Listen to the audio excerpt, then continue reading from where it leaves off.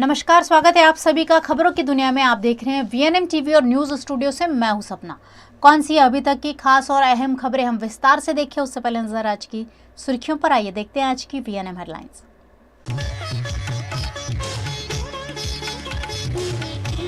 मणिपुर में महिलाओं के साथ बर्बरता का देश भर में विरोध। प्रधानमंत्री बोले 140 करोड़ भारतीय शर्मसार।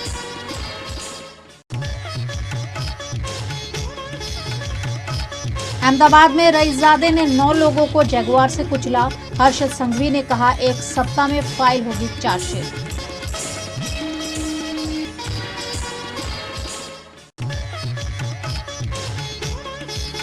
और बड़ोदरा के वासना भैली में जगह जगह जलभराव। बिल्डर और कॉरपोरेशन से लोग नाराज।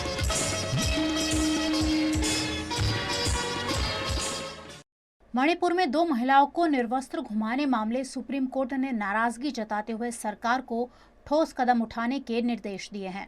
मणिपुर में भीड़ ने 2 महिलाओं को नग्न कर सड़क पर घुमाया। यह घटना 4 मई को राजधानी इंफाल से लगभग 35 किलोमीटर दूर कांगपोगली जिले में घटी थी। इसका वीडियो बुधवार को सोशल मीडिया पर वायरल हो गया। इस पर सुप्रीम कोर्ट ने केंद्र और मणिपुर सरकार से पूछा कि अपराधियों पर कार्यवाही के लिए आपने क्या कदम उठाए हैं। सीजेआई ने कहा कि सांप्रदायिक संघर्ष के दौरान महिलाओं का एक औजार की तरह इस्तेमाल कभी स्वीकार नहीं किया जा सकता। यह संविधान का सबसे घृणित अपमान है। उन्होंने आगे कहा, जो वीडियो हमारे सामने आया है उससे हम बहुत परेशान हैं। हम सरकार को थोड़ा वक्त देते हैं, वो कदम उठाए। अगर वहां कुछ नहीं हुआ तो हम कदम उठाएंगे। मामले में अगली सुनवाई शुक्रवार को होगी। वहीं मणिपुर सीएम एन बीरेन सिंह ने कहा है कि हम सभी आरोपियों की मौत की सजा दिलाने के लिए हर संभव प्रयास करेंगे। मैंने पुलिस को सभी आरोपियों को गिरफ्तार करने का आदेश दिया है। पुलिस ने किडनैपिंग, गैंगरेप और हत्या का मामला दर्ज कर एक आरोपी को गिरफ्तार कर लिया है। संसद के मॉनसून सत्र से पहले प्रधानमंत्री मोदी ने भी इस पर कहा कि मणिपुर की घटना से 140 करोड़ भारतीयों को शर्मसार होना पड़ा है। किसी भी गुनहगार को बख्शा नहीं जाएगा। मणिपुर की बेटियों के साथ जो हुआ उसे कभी माफ नहीं किया जा सकता। इससे पहले कांग्रेस नेता अलका लांबा ने ट्वीट कर सभी सांसदों से अपील की थी कि वे संसद में सबसे पहले इस घटना पर सरकार से जवाब मांगे। गुजरात के अहमदाबाद में बेकाबू जगुआर कार ने 9 लोगों को मौत के घाट उतार दिया। हादसे में 15 लोग घायल भी हुए हैं। गुजरात के अहमदाबाद में इस्कॉन ब्रिज पर बुधवार की देर रात जगुआर ने करीब 25 लोगों को रौंद दिया, जिसमें 9 लोगों की मौत हो गई और 15 लोग जख्मी हो गए। मरने वालों में एक पुलिस कांस्टेबल और एक होमगार्ड भी शामिल है। टक्कर इतनी जोरदार थी कि लोग 30 फुट दूर जाकर गिरे। पुलिस के मुताबिक ओवरब्रिज पर महिंद्रा थार कार एक डंपर से पीछे से टकरा गई। इसे देखने के लिए लोगों की भीड़ जमा थी। तभी राजपथ क्लब की ओर से 160 किलोमीटर प्रति घंटे की रफ्तार से आ रही जगुआर ने भीड़ को कुचल दिया। मृतकों में बोटाद और सुरेंद्र नगर के युवक शामिल थे। ट्रैफिक विभाग के एसीपी एसजे मोदी ने इस पर बताया कि इस घटना में 6 लोगों की मौके पर ही मौत हो गई है, जबकि अन्य को इलाज के लिए 16 सिविल ले जाया गया है। इस हादसे में जगुआर का ड्राइवर भी जख्मी हो गया है। उसे सिम्स अस्पताल में भर्ती कराया गया है। पुलिस ने बताया कि जगुआर में 2 लड़के और लड़की सवार थे। इनके बारे में ज्यादा जानकारी अब तक सामने नहीं आई है। घटनास्थल पर मौजूद गुस्साए लोगों ने इनके साथ मारपीट भी की। हालांकि कुछ लोगों ने इन्हें बचाया और अस्पताल भेज दिया। कार में बैठी लड़की मौके से गायब हो गई। गुजरात के अहमदाबाद में बीती रात एक्सीडेंट की दुखद घटना घटी, जिस पर गुजरात के गृह मंत्री हर्षद संघवी ने अपना बयान दिया है। ये रोड पे रेसिंग ट्रैक की स्पीड पे उन्होंने गाड़ी को वहाँ खड़े हुए लोगों पे चला ली, जिसके कारण 9 से ज़्यादा लोगों के मृत्यु हुई। ये घटना में कई और लोग जख्मी हैं, जिनका इलाज 16 सिविल, जाइडस हॉस्पिटल एवं केडी हॉस्पिटल में चल रहा है। आज सुबह गुजरात के मुख्यमंत्री श्री भूपेंद्र भाई पटेल ने सूचना दी है कि ये सभी जख्मी लोगों की ट्रीटमेंट और देखभाल राज्य सरकार द्वारा होनी चाहिए। उसी के साथ उन्होंने एक और सूचना दी है कि ये घटना में पुलिस एक इमरजेंसी केस के तौर में एक दाखिला खड़ा कर पाए, उस प्रकार की कामगिरी करें। उसके बाद आज 16 सिविल हॉस्पिटल मैंने विजिट की। मृतक परिवार के परिवारजनों को मिला, हमारे पुलिस परिवार के दोनों जवानों के परिवारजनों को मिला।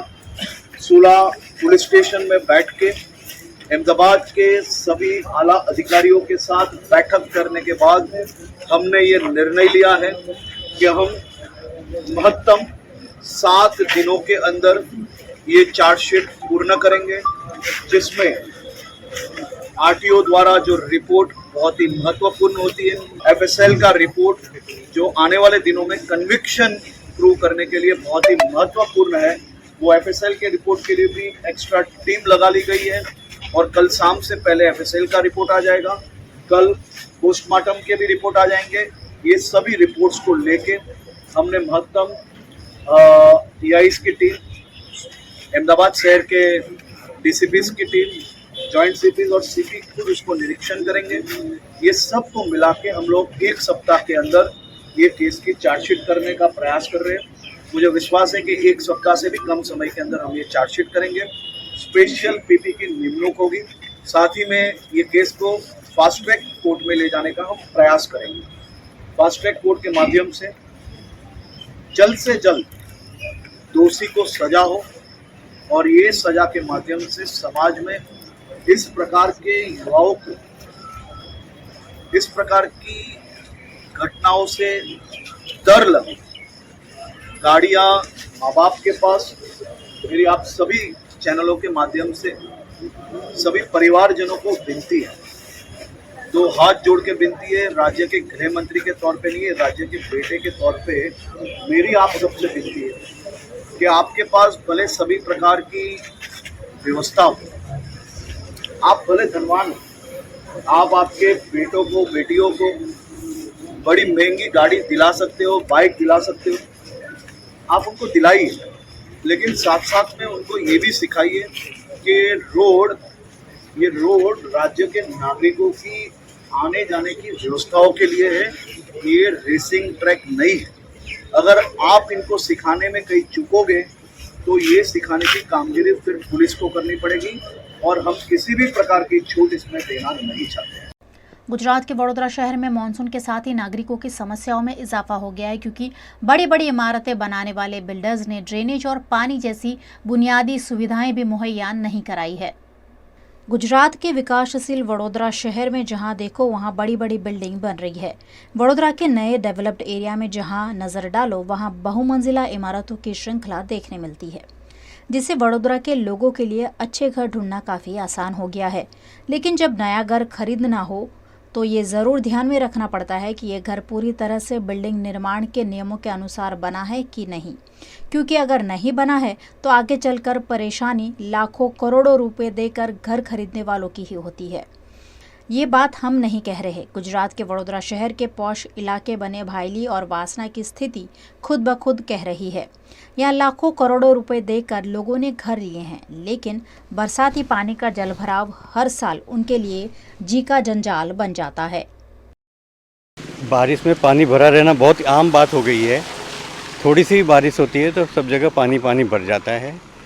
हमने गटर क्लीन करने के लिए प्री मानसून एक्टिविटी के तौर पे कंप्लेन भी की थी और बहुत फॉलोअप करने के बाद बड़ी मशीन उन्होंने भेजी जो वैक्यूम और प्रेशर से उन्होंने गटर साफ़ की, लेकिन वो अभी हफ्ता भी नहीं हुआ है और फिर भी भर गई है। इसका मतलब उन्होंने काम ठीक से किया ही नहीं है। सब गटर के ढक्कन खोल कर देख के आगे चल के रात को 11 बजे आए थे। हम उनके पीछे तो नहीं घूम सकते ना, हम उन पे भरोसा करते हैं कि आप अपना काम पूरी तरह करके जाइए। बट आज फिर से देखिए तो बारिश में कितना पानी भरा हुआ है। अभी हम फिर से कंप्लेन करेंगे इसके लिए और कंप्लेन क्लोज़ कर देते हैं, उसको हम रीओपन करने का हमारे पास कोई ऑप्शन भी नहीं है। मैं समा से 2 साल पहले इधर आया हूँ। जब हम लोग समा साइड में रहते थे, हम लोगों ने कभी भी ऐसा वाटर लॉगिंग देखा नहीं है उधर। इधर आने के बाद बारिश के टाइम में ये रोड तो हमारे घर के आसपास की पूरी स्नो पैलिडियम के फ्रंट साइड और बैक साइड में पूरा पानी भर जाता है और टू व्हीलर वालों के लिए तो बहुत डिफ़िकल्टीज़ हैं ये रोड पास करने का। I think this VMC should take care of this thing and they should make this place to feel a good place so that कि more people can be attracted this side और सब लोग इधर आएँ और अच्छे से रहें। ये मेरी इच्छा है। आई थिंक ये मेरी नहीं, सभी लोगों की इच्छा होगी, सब लोग अच्छी जगह रहें और शांति से रहें। આના 3 રસ્તા સિનોવેની સામે ત્યાં દર વર્ષે થોડોક જ વરસાદ થાય અને પાણી ભરાઈ જાય છે અને એ પાણીનો નિકાલની કોઈ વ્યવસ્થા જ નથી, જેને કારણે મચ્છર અને ઘણા બધા લોકો બીમાર પડતા હોય છે અને એક ત્રાસદાયક વાતાવરણ ઊભું થાય છે. એમ થાય કે આ ચોમાસું ક્યાં આવ્યું. ખરેખર તો ચોમાસાની જે ખુશી હોવી જોઈએ એની જગ્યાએ આ પ્રકારની અવ્યવસ્થાને લીધે ખૂબ જ નારાજગી અને વ્યથા ઉત્પન્ન થાય છે. મારી કોર્પોરેશનને વિનંતી છે કે આમાં અમે વારે ઘડીએ કમ્પ્લેન તો કરી રહ્યા છે, પણ એનો કોઈ કાયમી નિકાલ થાય જેથી કરીને રહેવાની મજા આવે. पहले बिल्डर को लाखों रुपए चुकाकर घर लो, उसके बाद कॉरपोरेशन का टैक्स भरते रहो, लेकिन मोटी चमड़ी के बिल्डर और उनसे मिलीभगत करने वाले कॉरपोरेशन के अधिकारी को सिर्फ अपनी जेब भरने में इंटरेस्ट होता है. यहाँ बिल्डर, वडोदरा महानगर पालिका के मिलीभगत करने वाले अधिकारी और कर्मचारी के साथ साथ वोडा की भी संदिग्ध भूमिका है. वोडा द्वारा टीपी स्कीम तय कर कॉरपोरेशन के हस्तक कर दी जाती है. ये बिल्डर और कॉरपोरेशन की जिम्मेदारी होती है कि रहने और पानी की उचित सुविधा मुहैया कराई जाए, लेकिन आखिरकार लाखों करोड़ों रुपए भरकर घर लेने वाले लोगों के हिस्से में कुछ भी नहीं आता है. महाराष्ट्र के हथनूर डैम के ओवरफ्लो होने पर 41 दरवाजे खोलकर सूरत की तापी नदी में पानी छोड़ा जा रहा है, जिससे महाराष्ट्र से लेकर गुजरात के गांव को अलर्ट किया गया है. गुजरात राज्य से सटे हुए महाराष्ट्र के जलगांव जिले के हथनूर डैम इलाके में 24 घंटे में जोरदार बारिश हुई है, जिसके चलते डैम ओवरफ्लो हो गया है. डैम के सभी 41 दरवाजे खोल दिए गए हैं और डैम से 1,26,709 क्यूसेक पानी छोड़ा जा रहा है, जिससे तापी किनारे बसे गुजरात और महाराष्ट्र के गांवों को अलर्ट कर दिया गया है. तापी के बढ़ते जलस्तर के चलते उकाई डैम में भी पानी की इनकम में बढ़ोतरी हुई है. हथनूर डैम का भयावह जलस्तर 213 मीटर निकट पहुंच जाने से सभी दरवाजे खोलकर पानी छोड़ा जा रहा है. ऐसे में तापी नदी के किनारे बसे दर्जनों गांवों को सतर्क किया गया है, जिसमें महाराष्ट्र के जलगांव, धोलिया, नुंदरबार, गुजरात के तापी और सूरत जिले के गांव के लोगों को अलर्ट किया गया है. हथनूर डैम से छोड़ा हुआ पानी 12 से 15 घंटे में उकाई डैम पहुंच जाएगा. ऐसे में उकाई डैम का जलस्तर भी बढ़ सकता है. आप देख रहे हैं VNM टीवी और वक्त हो चला एक छोटे से अंतराल का. कहीं जाइएगा नहीं, ब्रेक के उस पार खास खबरें अभी और भी हैं. कलानगरी वडोदरा में अमूल्य ज्योति फाउंडेशन सिखाएगा बांसुरी वादन. पहला वर्कशॉप 29 जुलाई 2023 को इंटरमीडिएट्स और सीनियर्स के लिए है, जहां पंडित नित्यानंद हल्दीपुर सिखाएंगे बांसुरी वादन की बारीकियां. मैं आपके शहर वडोदरा में आ रहा हूँ एक कार्यशाला लेने के लिए. जो भी आप ये कार्यशाला में सहभागी होना चाहते हो उसका रजिस्ट्रेशन कर सकते हैं. दूसरा वर्कशॉप बिगनर्स के लिए 30 जुलाई को, जिसमें All India Radio approved flutist Prasad Sathe सिखाएंगे बांसुरी के सुरताल. समय सुबह 8 से शाम के 5 बजे तक, उमा सभागृह, डांडिया बाजार, वडोदरा. ज्यादा जानकारी के लिए संपर्क करें प्रसाद साठे 9998976542 और गुंजन एक बोटे 9979502645. 29 तारीख को मैं मेरा कार्यक्रम पेश करूंगा. तो उसका समय होगा शाम को 7:30 से बाद. कार्यशाला अटेंड करें या प्रोग्राम अटेंड करें, आपको मेरे तरफ से निमंत्रण है. धन्यवाद.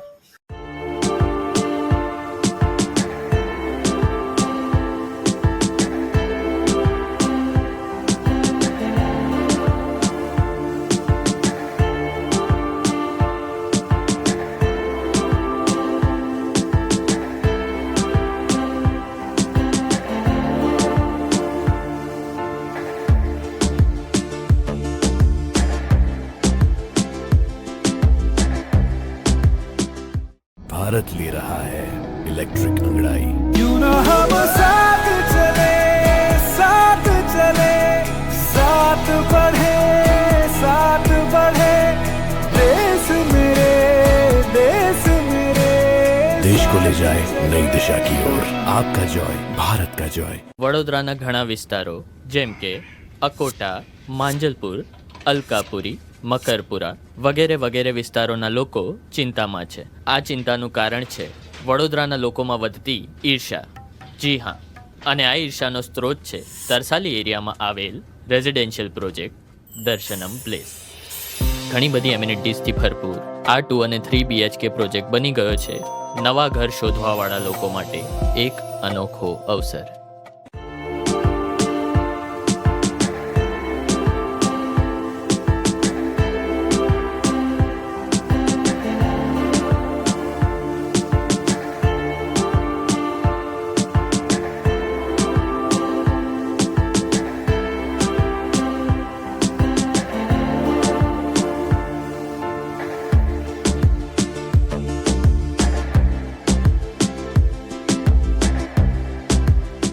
भारत ले रहा है इलेक्ट्रिक अंगड़ाई. क्यों न हम साथ चले, साथ चले, साथ बढ़े, साथ बढ़े, देश मेरे, देश मेरे.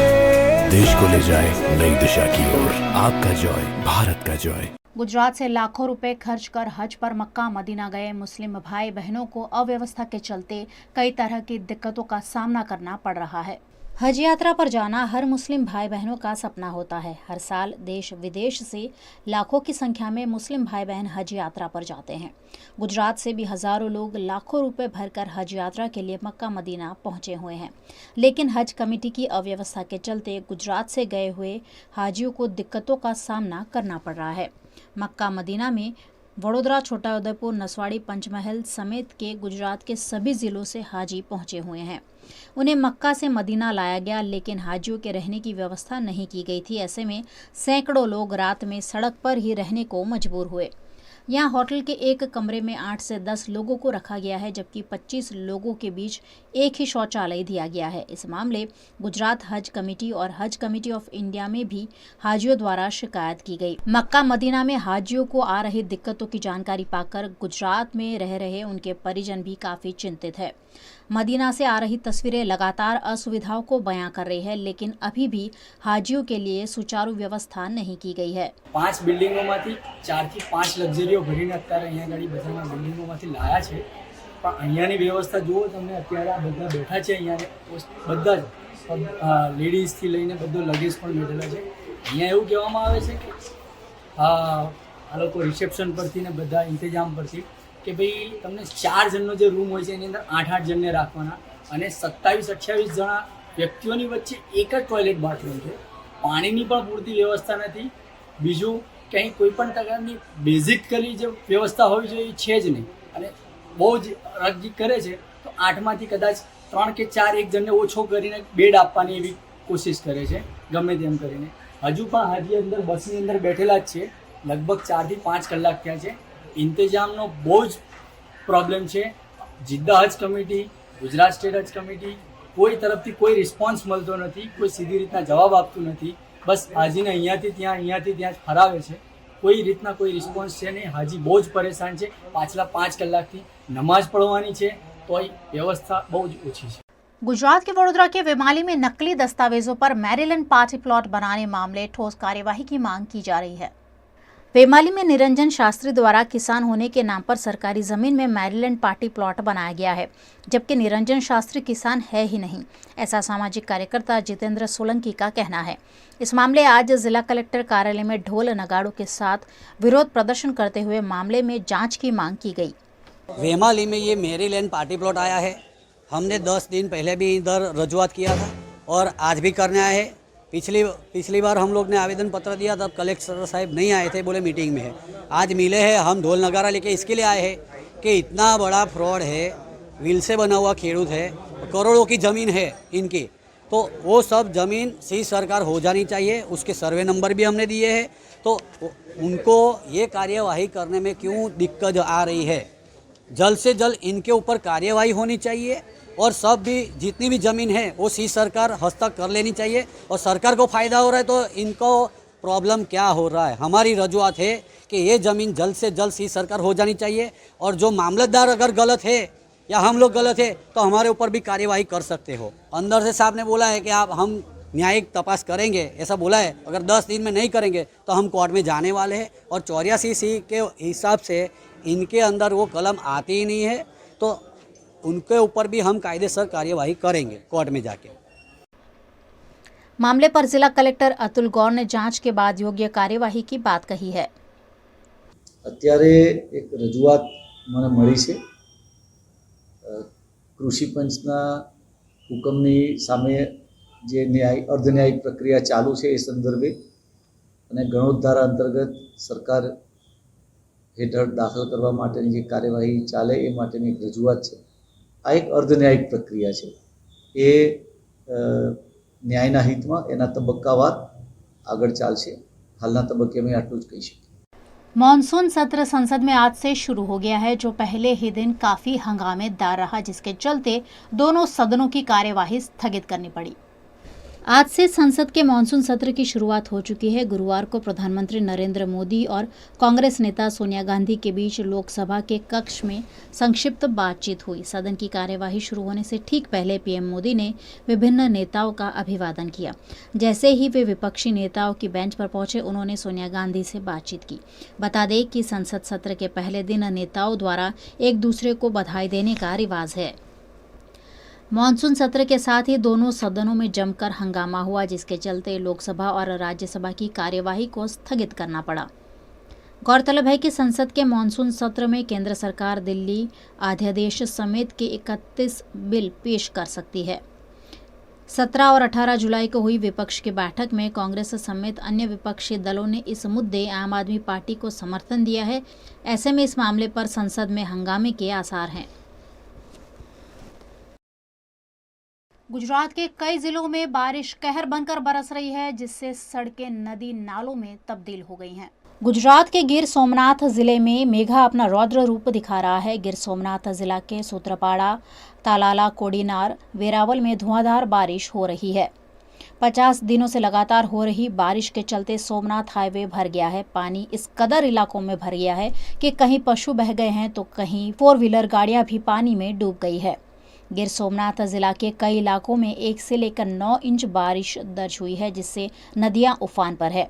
नदियों में उफान के चलते कई जगह सड़कें उधड़ गई हैं, तो कई जगह ब्रिज को भी नुकसान हुआ है। लोगों के घर और दुकान पानी में डूब गए हैं। कई घुटनों तक पानी है तो कहीं कमर तक। कुदरत के इस कहर के सामने इंसान लाचार ही दिख रहा है। वेरावल जीआईडीसी में भी भारी जलभराव देखा जा रहा है, जिससे इंडस्ट्री भी बंद पड़ गई है। कुदरत के इस कहर के सामने लोग बेहाल ही नजर आ रहे हैं।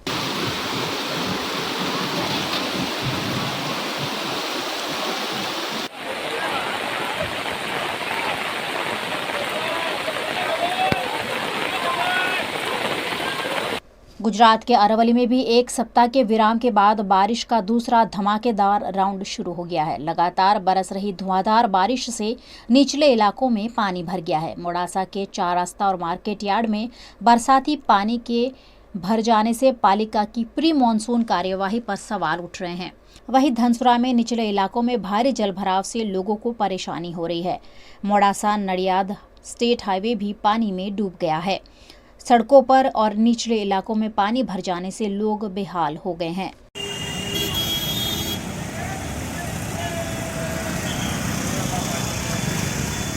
वहीं गुजरात के भावनगर में बीती रात भारी बरसात के चलते चित्रा बैंक कॉलोनी इलाके में जैसे कि नदी बह रही हो। पानी के तेज जल प्रवाह में एक बाइक चालक के बह जाने का वीडियो सामने आया है, जिसे मौके पर मौजूद लोगों ने कड़ी मशक्कत से बचाया। वहीं भावनगर में भारी बरसात के चलते 115 करोड़ रुपए की लागत से बन रहा फ्लाईओवर प्रभावित हुआ है। 4 इंच बारिश बरस जाने से फ्लाईओवर के अंदर तालाब भर गया है। फ्लाईओवर बनाने में इस्तेमाल होने वाली वस्तुएं भी पानी में डूब गई है, जिसका वीडियो भी वायरल हुआ है। गुजरात के वडोदरा में ऑल इंडिया महिला सांस्कृतिक संगठन द्वारा मणिपुर में महिलाओं को निर्वस्त्र घुमाने की घटना का विरोध किया गया। मणिपुर में 2 महिलाओं को निर्वस्त्र कर उनकी परेड कराने के मामले पूरा देश शर्मसार हो रहा है। इस मामले देश की सरकार से ठोस कार्यवाही की मांग ऑल इंडिया महिला सांस्कृतिक संगठन द्वारा करते हुए वडोदरा की होम साइंस फैकल्टी में विरोध प्रदर्शन किया गया। ये मणिपुर में जो 2 महीने से वॉर चल रहा है, उस वॉर के बीच में अभी रिसेंटली इंसिडेंट्स आया है कि 2 औरतों को नेकेड करके, मतलब उनके कपड़े निकाल के उनके साथ उनको परेड करवाया गया है और एक लड़की का रेप करके उसको मार दिया गया है। और ये लोग उनसे पूछने पे ये बता रहे हैं कि ये अपनी कम्युनिटी को आगे बढ़ाने के लिए ये सारी हरकतें कर रहे हैं। उनको लग रहा है कि ये सब करके उनकी कम्युनिटी बहुत आगे जा रही है, पर उनको ये नहीं पता है कि अगर ये चीज़ मोदी जी के नज़र में आ गई या फिर उन्होंने एक्शन लेना चालू कर दिया तो उनको इंडिया में रहने में बहुत ही तकलीफ हो जाएगी। और अगर ये मोदी जी इन सारी चीज़ों को नज़रअंदाज कर रहे हैं और इस पर एक्शन नहीं ले रहे हैं तो फिर हम लोग यहाँ पे चुप रहने वालों में से नहीं है। हम अपनी तरीके से केस को हैंडल करने लग जाएंगे और हमें कोई दिक्कत नहीं रहेगी। फिर हम लोग इसके वजह से हमें जेल में जाना पड़े या कुछ भी करना पड़े, हम अपनी बहनों के साथ ऐसी व्यवहार, ऐसी सारी हरकतें नहीं सहेंगे। बहुत हो गया अब ये सब। अपनी कम्युनिटी को आगे बढ़ाने के लिए एक औरत का इस्तेमाल करना बहुत गलत है, जो हम नहीं सहेंगे। मणिपुर में जो कुछ हो रहा है उन सारी घटनाओं से परिचित हैं। कुछ दिनों से वहाँ पे इंटरनेट बंद है।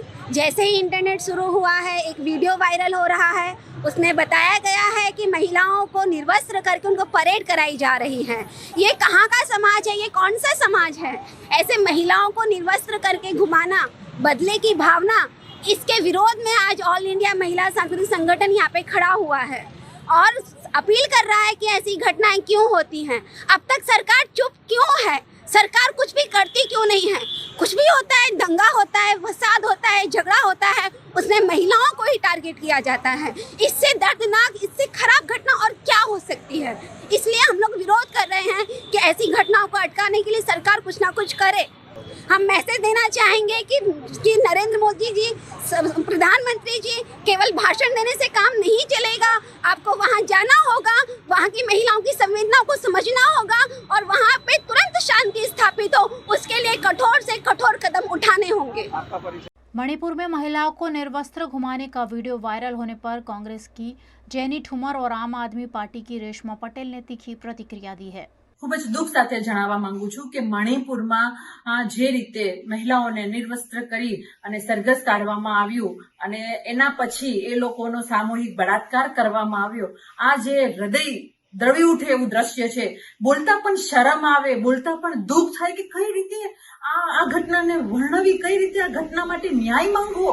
ખૂબ જ શરમજનક જે દ્રશ્યો દેશ જોઈ રહ્યું છે, એના માટે આજે સમગ્ર આમ આદમી પાર્ટી અને મહિલા મોરચા સાથે અમે લોકો આવેદનપત્ર સમગ્ર ગુજરાતમાં આપવાના છીએ અને માંગણી કરીએ છીએ, રાષ્ટ્રપતિને આવેદનપત્ર આપીને માંગણી કરીએ છીએ કે જે નરાધમો આવા કૃત્ય કરવાની હિંમત કરે છે એ રાજ્યમાં બેઠેલી રાજ્ય સરકારને અને દેશના સર્વોચ્ચ ન્યાય ઉપર બેઠેલી જે સરકાર છે, કેન્દ્ર સરકાર, એને એ પદ ઉપર બેસવાનો કોઈ અધિકાર નથી।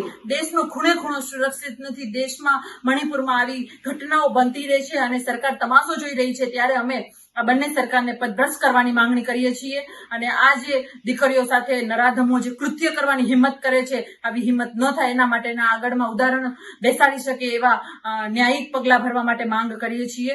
આ કાંડ થયું ત્યારે એક પછી એક ઘટનાઓ બતાવવામાં આવી હતી, એક પછી એક રાજ્યમાં જે પ્રમાણેના ઘટનાઓ થતી હતી એ બતાવવામાં આવી હતી। તો જ્યારે આવડી મોટી ઘટના મણિપુરમાં થઈ છે તો ક્યાંય મીડિયાના માધ્યમથી આ વિડીયો બતાવવામાં કેમ નથી આવતો? આ સંવેદનશીલતા આપણે ક્યાં ગુમાવી ચૂક્યા છે એ સવાલ પૂછવા માંગુ છું। મુખ્યમંત્રી બિરેન સિંહ રાજીનામું ક્યારે આપશે? એ મહિલા કોંગ્રેસ, આખા દેશમાં મહિલા કોંગ્રેસ વતી અમે સવાલો પૂછી રહ્યા છે કે મુખ્યમંત્રી જ્યારે રાજીનામું નથી આપી શકતા તો એનો મતલબ કે જે હિંસા થઈ રહી છે, જે મહિલાઓ પર અત્યાચાર થઈ રહ્યા છે, એ સરકારનો ક્યાંક ને ક્યાંક એમને ઢાંક પીછોડો કરવા માટે કે ક્યાંક ને ક્યાંક સાયલેન્ટ સપોર્ટ હોઈ શકે એવું માની ન શકાય। એટલા માટે અમે મહિલા કોંગ્રેસ તરીકે તરફથી માનનીય મુખ્યમંત્રી મણિપુરના રાજીનામું આપે।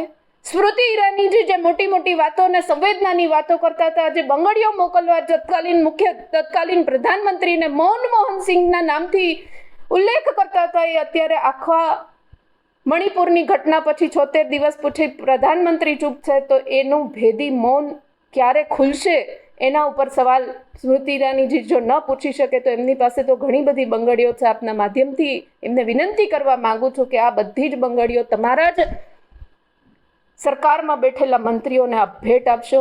ફરી વખત આપના માધ્યમથી આ સંવેદના વ્યક્ત કરવા માંગુ છું કે ખૂબ શર્મસાર મણિપુરની ઘટના થઈ છે, જે મહિલાઓ સાથે અત્યાચાર થયો છે, આખા દેશનું નામ વિશ્વમાં જે પ્રમાણે નીચું થયું છે। હજી તો પહેલવાન મહિલાઓ જે ધરણા ઉપર બેઠી હતી એમની સાથે જે ઘટનાઓ થઈ એનો હજી ક્યાંક નથી અગ્નિશામયો.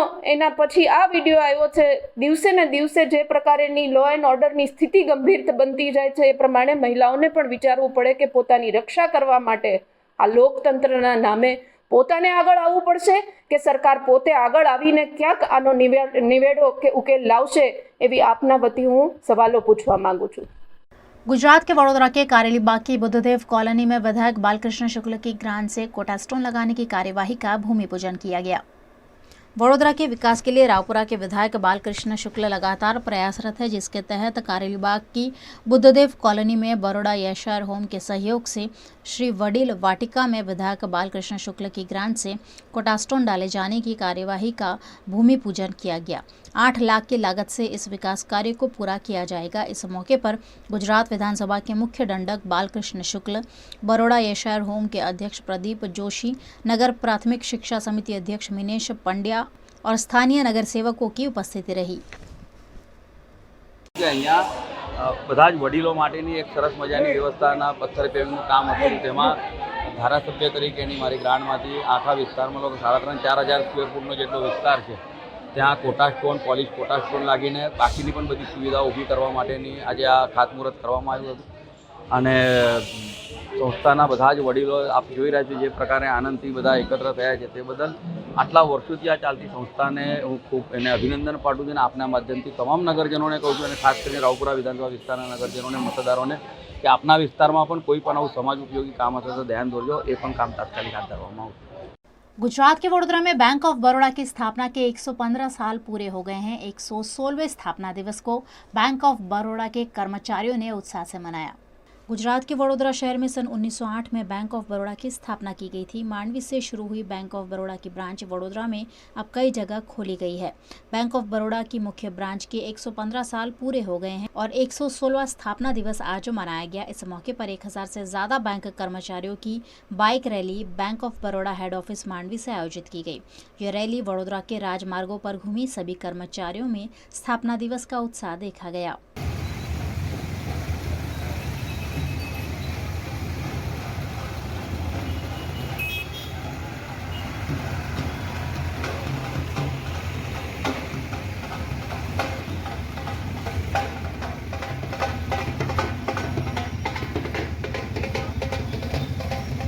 स्थापना दिवस के उपलक्ष्य में मांडवी स्थित शाखा में भी समारोह का आयोजन किया गया। इस मौके पर उपस्थित बैंक ऑफ बड़ौदा के chief general manager Dinesh Pant ने और जनरल मैनेजर योगेश अग्रवाल ने सभी कर्मचारियों को 116वें साल में प्रवेश पर शुभकामनाएं दी। मैं सभी बड़ौडियंस को आज बैंक के 116वें स्थापना दिवस के अवसर पर बहुत बहुत शुभकामनाएं देता हूं। मैं उन सभी व्यक्तियों को शुभकामनाएं देता हूं जिन लोगों ने इस बैंक को यहां तक ले जाने में मदद की है। एक छोटा सा बैंक जो 1908 में 20 जुलाई 1908 में जिसकी स्थापना की गई थी, आज वो बैंक जो है एक विशालकाय बैंक बन के सामने खड़ा है और हमारे देश में सर्वश्रेष्ठ पब्लिक सेक्टर बैंक की पोजीशन में आ चुका है। इस दौरान इतने वर्षों में जिन भी लोगों ने इस बैंक को बैंक में अपना सहयोग दिया है और बैंक को यहाँ तक लाने में, बिजनेस करने में इसका सहयोग दिया, उनको भी बहुत बहुत बधाइयाँ, शुभकामनाएं देता हूँ। बैंक ऑफ बड़ौदा हमेशा ही अपनी सामाजिक उत्तरदायित्व निभाती आई है। ऐसे में स्थापना दिवस के मौके पर भी बैंक ऑफ बड़ौदा द्वारा कई जरूरतमंदों को राशन किट का वितरण करते हुए सामाजिक उत्तरदायित्व निभाया गया।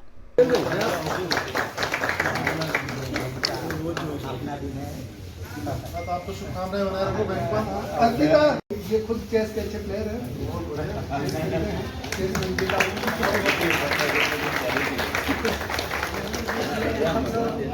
मैं आज के दिन जो हमारी बैंक की 116वें स्थापना दिवस है, सबसे पहले मैं हमारे संस्थापक को नमन करता हूं। साथ में हमारे सभी सम्मानित ग्राहकों को सादर धन्यवाद देता हूं जिन्होंने इस बैंक को नई ऊंचाई तक पहुंचाने में महत्वपूर्ण योगदान दिया। मैं इस अवसर पर हमारे सभी पूर्व स्टाफ सदस्य और वर्तमान स्टाफ सदस्यों को हार्दिक शुभकामनाएं देता हूं और साथ में भगवान से प्रार्थना करता हूं हमारा बैंक निरंतर नई ऊंचाइयों को छूता रहे और जनता की जो उम्मीदें हैं उस उम्मीदों से और अच्छा काम करता रहे और विश्व का नंबर 1 बैंक बन के उभरे। गुजरात के वडोदरा में मॉनसून के साथ बीमारियां भी बढ़ रही हैं, जिसके बाद खाद्य सुरक्षा विभाग हरकत में आ गया है। वडोदरा में पिछले कई दिनों से निजी और सरकारी अस्पताल मरीजों से भरे पड़े हैं। वडोदरा में बीमारियां फल फूल रही है। ऐसे में कॉरपोरेशन के खाद्य सुरक्षा विभाग ने स्ट्रीट वेंडर्स के लिए एक खास प्रशिक्षण कैंप का आयोजन किया, जिसमें स्ट्रीट वेंडर्स को हाइजीनिक खाद्य पदार्थों की आपूर्ति और स्वच्छता कायम रखने का प्रशिक्षण दिया गया। FSSAI के नियमों के तहत स्ट्रीट वेंडर्स को प्रशिक्षण दिया गया, जिसमें पानी पूरी बेचने वाले के साथ ठेले पर खाने का सामान बेचने वाले अन्य स्ट्रीट वेंडर्स को शामिल किया गया। प्रशिक्षण के बाद उन्हें सर्टिफिकेट और किट का वितरण भी किया गया। इस मौके पर खाद्य सुरक्षा विभाग के अधिकारी doctor Mukesh Vaid, food health analyst Mahesh Patel, food safety officer Rubina Shaikh इत्यादि उपस्थित रहे। આજના દિવસથી 8 દિવસ માટે સ્ટ્રીટ ફૂડ વેન્ડર્સ માટે એક ટ્રેનિંગ પ્રોગ્રામનું આયોજન કરવામાં આવેલું છે, જેમાં જુદા જુદા વિસ્તારના સ્ટ્રીટ ફૂડ વેન્ડરોને અલગ અલગ દિવસે તાલીમ આપવામાં આવશે। બેઝિક હાઇજીન બાબતેની, આસપાસનું વાતાવરણ સ્વચ્છ રાખવા માટેની તથા એ લોકો જે પ્લાસ્ટિકને એનો ઉપયોગ બંધ કરે અને પર્યાવરણને જે નુકસાન થાય છે તેના માટેની પણ એમને તાલીમ આપવામાં આવી રહી છે। એમને જે ટ્રેનિંગ લીધાનું સર્ટિફિકેટ છે એમાં એ લોકોએ ફોસ્ટેક ટ્રેનિંગ લીધી છે બેઝિક હાઇજીન માટેની, તે બાબતનું સર્ટિફિકેટ છે। गुजरात के वडोदरा शहर जिला शैक्षिक संघ संचालन समिति ने शिक्षक और स्टाफ की भर्ती समेत की लंबित मांगों को लेकर जिला कलेक्टर कार्यालय में आवेदन दिया। आज वडोदरा शहर और जिला शैक्षणिक संघ संकलन समिति कलेक्टरश्री ने आवेदनपत्र आपवा आवी हती। हमणां ज अमे आवेदनपत्र आपीने बहार आव्या छीए। आवेदनपत्रनो मुख्य उद्देश्य शुं छे कि गुजरात राज्य विधानसभानी चूंटणी पहला अमारा शिक्षण जगतना जे कांई प्रश्नों हता ए प्रश्नों संदर्भ में जे ते वखतना मुख्यमंत्री, शिक्षण मंत्री, सचिव साथे जे चर्चाओ थयेली अने जे प्रश्नों समाधान थयेलुं अने एमने विधानसभानी चूंटणी पछी परिपत्र आपवानुं जे अमने प्रलोभन आपेलुं, प्रलोभन शब्द वापरुं छुं, ए प्रलोभन आजे पण लटकतुं छे। आजे पण अमने एक पण परिपत्र मळ्यो नथी। त्यार पछी इलेक्शन पछी पण गांधीनगर खाते विद्या समीक्षा केन्द्र में गुजरात राज्य संकलन समिति की बैठक मळी थी। एमां माननीय शिक्षण मंत्री श्री किंडोर साहेब, राज्य कक्षाना मंत्री श्री प्रफुल्लभाई, विनोद राव साहेब, बोर्डना अध्यक्ष श्री एजे शाह, आ बधानी अध्यक्षता में एमने जेंटलमेन प्रोमिस आपी दू कि तमारी शाळाओ शरू थता पहला तमारा जे कई प्रश्नों है ए प्रश्नों 100% निराकरण आई जशे अने तमारा हाथ में परिपत्र स्कूल खुलता पहला आई जशे। आजे शाळाओ शरू थई गई, 1.5 महीनो थई गयो, छतां पण एमने सैद्धांतिक स्वीकार करेली बाबतोनो एक पण परिपत्र आजे मळ्यो नथी अने जेने कारणे अत्यारे गुजरातना मोटाभागना विद्यार्थीनुं भावी बगड़ी रह्युं छे। मोटाभागनी एटले 90% स्कूलो एवी छे कि जेमां मेकम प्रमाणे शिक्षको नथी, मेकम प्रमाणे क्लार्को नथी, मेकम प्रमाणे पटावाळा नथी, ग्रंथपाल नथी, लाइब्रेरियन नथी, लेब टेक्निशियन नथी, उद्योग शिक्षक नथी, क्लार्क नथी, पटावाळा नथी। हवे आना वगर स्कूलो चलाववानी केवी रीते? अने रोज सरकार अमारी पासे कंईक ने कंईक जुदा जुदा प्रकारनी माहिती माग्या करे छे। एटले अमारे शिक्षणनुं काम करवानुं के वहीवटनुं काम करवानुं ए समजातुं नथी। 30 तारीखे अमे वडोदराना जे संसद सभ्य है, धारासभ्यो है, आवेदनपत्र आपવાનો कार्यक्रम है और तेम छतां उकेल नहीं आवे तो अमारी राज्य कक्षानी जे संकलन समिति है, आज शहरनी संकलन समिति, जिल्लानी संकलन समिति एवी राज्यनी है और राज्यनी संकलन समिति जे आदेशो आपशे ए प्रमाणे आंदोलन करशे। गुजरात के वडोदरा में राष्ट्रीय महिला आयोग और entrepreneurship development institute of India द्वारा अवेयरनेस कार्यक्रम आयोजित किया गया। महिलाओं को आत्मनिर्भर और आर्थिक रूप से सशक्त बनाने के देश के प्रधानमंत्री नरेंद्र मोदी के अभियान के तहत नेशनल कमीशन ऑफ वुमेन द्वारा वडोदरा में एक खास कार्यक्रम आयोजित किया गया, जिसमें अपना खुद का बिजनेस शुरू करना चाहती महिलाओं को ट्रेनिंग से लेकर आर्थिक सहायता तक की मदद करने की तैयारी राष्ट्रीय महिला आयोग और entrepreneurship development institute of India द्वारा दिखाई गई। जैसे कि हम ग्रुप बना के बहनों का काम करते हैं तो अलग अलग बहनें अलग अलग काम करती है ऐसा नहीं है कि एक दूसरे का काम भी हम सीख सकते हैं और एक दूसरे से ज़्यादा सीख के हम प्रोडक्ट को अच्छा डेवलप कर सकते हैं। अगर आपको पैसों की ज़रूरत है तो हम आपको ओनली 7% इंटरेस्ट और उसमें भी 4 और 3% फिर हमें वापस मिलता है। वो भी हमें नहीं पता था कि हम लोन लेने जाएँ तो इतना ही पता था कि भाई इंटरेस्ट कितना होगा। सबसे पहले बहनों ये सब उसको वही टेंशन रहती है, तो वो भी हमारा क्लियर हो गया कॉन्सेप्ट कि बैंक से हम लोन लेंगे उसका पूरा हमें मिलेगा, लेकिन उसके लिए हमें सखी मंडल बनाना होगा। मुझे खुशी है कि देश के यशस्वी प्रधानमंत्री श्री नरेंद्र भाई के नेतृत्व में महिलाओं का सशक्तिकरण की बात की जा रही है। खास करके महिलाएं आर्थिक सशक्त हो उस रूप में कार्य किया जा रहा है। राष्ट्रीय महिला आयोग और भारतीय उद्यमिता विकास संस्थान अहमदाबाद ने मिलके बड़ौदा और शहर की और आसपास के गांवों की महिलाओं को आर्थिक मुख्यधारा में लाने के लिए ये जागृति कार्यक्रम का आयोजन किया है, जिसमें जो महिलाएं अपना व्यवसाय उद्यम करना चाहती हो वो महिलाएं आगे आके हम उसको प्रशिक्षित करें, आगे लाए, उसको ट्रेनिंग दे और अपना व्यवसाय वो शुरू करे। उसके लिए हम अभी काम कर रहे हैं। इस कार्यक्रम में करीबन 60 से ज़्यादा महिलाओं का चयन हुआ है और कार्यक्रम में साझेदारी ले रही। ये कार्यक्रम के माध्यम से हम कहना चाहेंगे इस शहर की और आसपास के गांव की महिलाओं कि भारत सरकार, राष्ट्रीय महिला आयोग और भारतीय उद्यमिता विकास संस्थान ये जो काम कर रहा है वो आपके लिए है। आप आर्थिक मुख्यधारा में आइए। आप चाहते हैं कि आप कुछ सक्षम बने, आप उद्यमी बने, तो हम आपके लिए काम करें। ज़रूर आप इसमें साझेदारी लीजिए। छत्तीसगढ़ में भारतीय जनता पार्टी के कार्यकर्ताओं ने जन आक्रोश रैली निकालकर गौरेला एसडीएम कार्यालय का घेराव करते हुए विरोध प्रदर्शन किया। छत्तीसगढ़ के जिला गौरेला पेंड्रा मरवाही में भारतीय जनता पार्टी के कार्यकर्ताओं द्वारा विभिन्न समस्याओं के निराकरण हेतु जन आक्रोश रैली का आयोजन किया गया। इस मौके पर कोटा विधानसभा के प्रभारी पवन गर्ग, मरवाही विधानसभा के प्रभारी संजय अग्रवाल, जिला भाजपा अध्यक्ष कन्हैया सिंह राठौड़ समेत के भाजपा नेताओं की उपस्थिति रही। इन सभी ने प्रदेश में फैले भ्रष्टाचार पर निशाना साधते हुए ठप पड़े विकास कार्यों से जनता को हो रही दिक्कतों को लेकर एसडीएम कार्यालय का घेराव किया। भारतीय जनता पार्टी जो है लोकल मुद्दे जो भ्रष्टाचार, कांग्रेस की सरकार, भूपेश बघेल की सरकार जो है, चाहे वो कैंपा मद हो, वन विभाग में, फॉरेस्ट में जो है गरीबों के नाम से जो है गोबर खरीदी के नाम से जो है भ्रष्टाचार किया जा रहा है और लोकल आम पब्लिक उनके हितैषी के लोगों के नाम से जो है पैसा निकाला जा रहा है। 2.5 लाख 3 लाख रुपया कैंपा मत में 100 करोड़ रुपया का घोटाला हुआ है और चाय बागान में 400 करोड़ रुपया का और 4 करोड़ रुपया का जो है रोजगार गारंटी में जो है फॉरेस्ट में जो है घोटाला किया गया है। हर एसडीएम कार्यालय, हर कलेक्ट्रेट का स्थानीय मुद्दों को लेकर हमने आंदोलन किया है, एसडीएम कार्यालय का घेराव किया है और हमने लोकल मुद्दों को लेकर यह ज्ञापन सौंपा है। निश्चित तौर पर ये सिर्फ नाम बदल रहे हैं, स्कूल वहीं पर है, अस्पताल वहीं पर, लेकिन सुविधाएं आज भी जिला होने के बाद, जिला मुख्यालय होने के बाद भी सुविधाएं उपलब्ध नहीं है। किसानों के साथ देखिए, जब कांग्रेस की गवर्नमेंट बनी थी उसी टाइम बिजली बिल हाफ करने का बात हुआ था, लेकिन अब बिजली बिल हाफ तो नहीं हुआ, बिजली हाफ कर दिया गया। अभी वर्षा कम हो रहा है, पर किसानी का टाइम है, इस सीज़न में लगातार बिजली गोल रहता है, किसानों को पंप की सुविधा नहीं है। शाकंभरी योजना जो था वो बंद हो गया है। रासायनिक खाद जो मिलता था भारतीय जनता पार्टी की सरकार में 70% खाद सहकारी समितियों को जाता था, 30% खाद मार्केट में जाता था, जो बाद में आज के समय में सीधा उल्टा है। 70% खाद मार्केट में है, जो दलालों के माध्यम से मार्केट में आज 270 रुपये की बोरी 500 से 600 रुपये में यूरिया मिल रहा है। लगभग किसान परेशान हैं और उग्र आंदोलन करने के लिए सब तैयार हैं।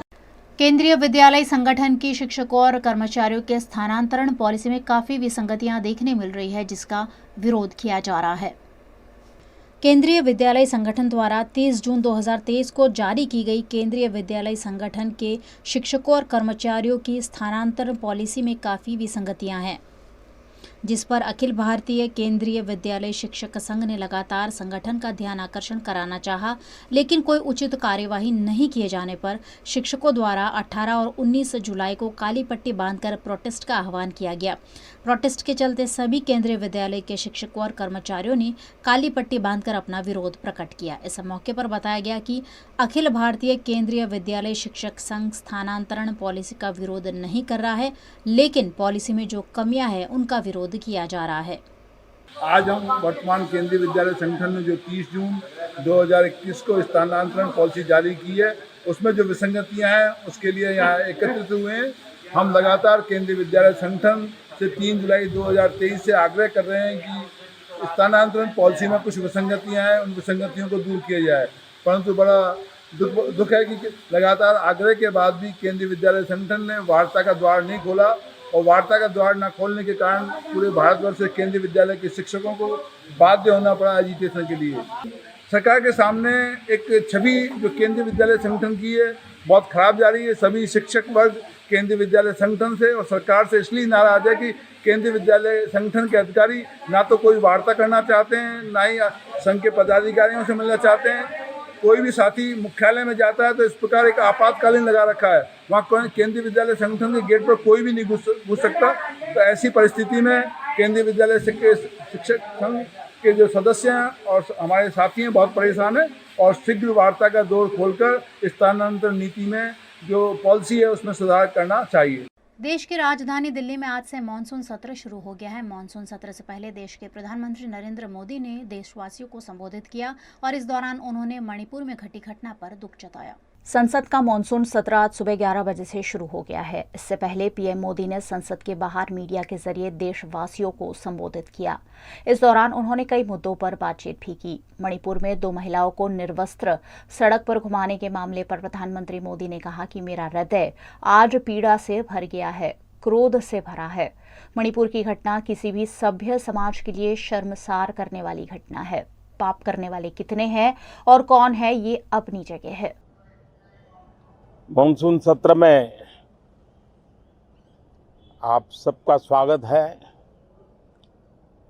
सावन का पवित्र मास चल रहा है और इस बार तो डबल सावन है और इसलिए सावन की अवधि भी जरा ज़्यादा है। और सावन मास पवित्र संकल्प के लिए, पवित्र कार्यों के लिए बहुत ही उत्तम माना जाता है।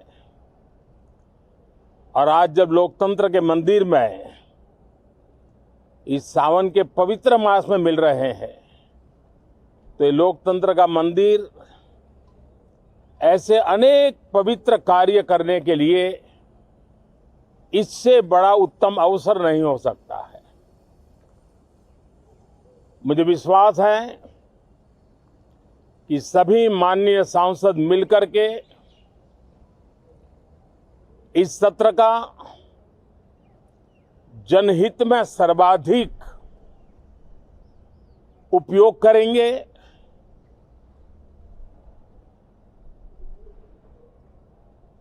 संसद की जो जिम्मेवारी है और संसद में हर सांसद की जो जिम्मेवारी है, ऐसे अनेक कानूनों का बनाना, उसकी विस्तार से चर्चा करना बहुत ही आवश्यक है। और चर्चा जितनी ज्यादा होती है, चर्चा जितनी ज्यादा पैनी होती है, उतना जनहित में दूरगामी परिणाम देने वाले अच्छे निर्णय होते हैं। सदन में जो माननीय सांसद आते हैं वो धरती से जुड़े हुए होते हैं, जनता के दुख दर्द को समझने वाले होते हैं। और इसलिए जब चर्चा होती है तो उनकी तरफ से जो विचार आते हैं वो जड़ों से जुड़े हुए विचार आते हैं। और इसलिए चर्चा तो समृद्ध होती है, निर्णय भी सशक्त होते हैं, परिणामकारी होते हैं। और इसलिए मैं सभी राजनीतिक दलों को, सभी माननीय सांसदों को इस सत्र का भरपूर उपयोग करके जनहित के कामों को हम आगे बढ़ाएं। ये सत्र अनेक रूप से महत्व का भी है, क्योंकि इस सत्र में जो बिल लाए जा रहे हैं वो सीधे सीधे जनता के हितों से जुड़े हुए हैं।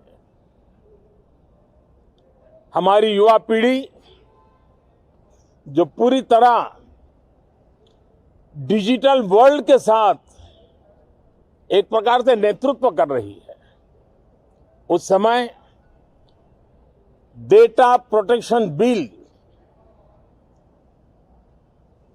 देश के हर नागरिक को एक नया विश्वास देने वाला बिल है और विश्व में भारत की प्रतिष्ठा बढ़ाने वाला बिल है। उसी प्रकार से नेशनल रिसर्च फाउंडेशन, ये बिल एनआरएफ नई शिक्षा नीति के संदर्भ में एक बहुत बड़ा अहम कदम है और इसका उपयोग अनुसंधान को बल देना, इनोवेशन को बल देना, रिसर्च को बल देना और हमारी युवा पीढ़ी जो विश्व के अंदर नए उपक्रमों के द्वारा विश्व का नेतृत्व करने का सामर्थ्य रखती है, उनके लिए बड़ा अवसर देकर के आ रही है। जनविश्वास बिल सामान्य मानवीय के प्रति भरोसा करना, अनेक कानूनों को डिक्रिमिनलाइज करना, इस मुहिम को आगे बढ़ाने वाला ये बिल, उसी प्रकार से जो पुराने कानून है उनको खत्म करने के लिए भी एक बिल में प्रावधान किया जा रहा है। हमारे यहां सदियों से एक परंपरा रही है कि जब विवाद हो तो संवाद से सुलझाया जाए। मीडिएशन की परंपरा हमारे देश की बहुत सदियों पुरानी है, उसको अब कानूनी आधार देते हुए मीडिएशन बिल लाने की दिशा में इस सत्र का बहुत बड़ा उपयोग है, जो अनेक विवादों से सामान्य मानवीय से लेकर के असामान्य संजोगों को भी मिल बैठ करके सुलझाने का एक मजबूत नींव बनाएगा। इसी प्रकार से डेंटल मिशन को लेकर के एक बिल जो हमारे डेंटल कॉलेजेस के लेकर मेडिकल के छात्रों के लिए एक नई व्यवस्था को आकार देगा। ऐसे अनेक महत्वपूर्ण बिल इस बार इस सत्र में संसद में आ रहे हैं। तब ये जनहित के हैं, ये युवा हित के हैं, ये भारत के उज्जवल भविष्य के लिए हैं। मुझे विश्वास है कि सदन में गंभीरतापूर्वक इन बिलों पर चर्चा करके हम बहुत तेजी से राष्ट्रहित के महत्वपूर्ण कदमों को आगे बढ़ाएंगे। साथियों, आज जब मैं आपके बीच आया हूं, इस लोकतंत्र के मंदिर के पास खड़ा हूं, तब मेरा हृदय पीड़ा से भरा हुआ है, क्रोध से भरा हुआ है। मणिपुर की जो घटना सामने आई है, किसी भी सभ्य समाज के लिए यह शर्मसार करने वाली घटना है। पाप करने वाले, गुनाह करने वाले कितने हैं, कौन है, वो अपनी जगह पे है, लेकिन बेइज्जती पूरे देश की हो रही है। 140 करोड़ देशवासियों को शर्मसार होना पड़ रहा है। मैं सभी मुख्यमंत्रियों से आग्रह करता हूं कि वे अपने राज्य में कानून व्यवस्था को और मजबूत करें, खास करके हमारी माताओं बहनों की रक्षा के लिए कठोर से कठोर कदम उठाएं। घटना चाहे राजस्थान की हो, घटना चाहे छत्तीसगढ़ की हो, घटना चाहे मणिपुर की हो, इस देश में, हिंदुस्तान के किसी भी कोने में, किसी भी की राज्य सरकार में राजनीतिक वाद विवाद से ऊपर उठ करके कानून व्यवस्था का महात्मा, नारी का सम्मान, और मैं देशवासियों को विश्वास दिलाना चाहता हूं, किसी भी गुनहगार को बख्शा नहीं जाएगा। कानून अपनी पूरी शक्ति से, पूरी सख्ती से एक के बाद एक कदम उठाएगा। मणिपुर की इन बेटियों के साथ जो हुआ है, इसको कभी माफ नहीं किया जा सकता है। बहुत बहुत धन्यवाद दोस्तों। ये थी दिन भर की खबरें वीएनएम न्यूज़ स्टूडियो से। वीएनएम टीवी की सारी खबरें आप यूट्यूब, फेसबुक, इंस्टाग्राम के अलावा ओटीटी प्लेटफॉर्म पर 24 घंटे लाइव देख सकते हैं। आप डेली हंट, जियो टीवी और वोडाफोन टीवी पर 24 घंटे देख सकते हैं वीएनएम की खबरें, न्यूज़, अपडेट्स और शोज़। तो देखते रहिए वीएनएम टीवी। मुझे दीजिए इजाज़त, नमस्कार।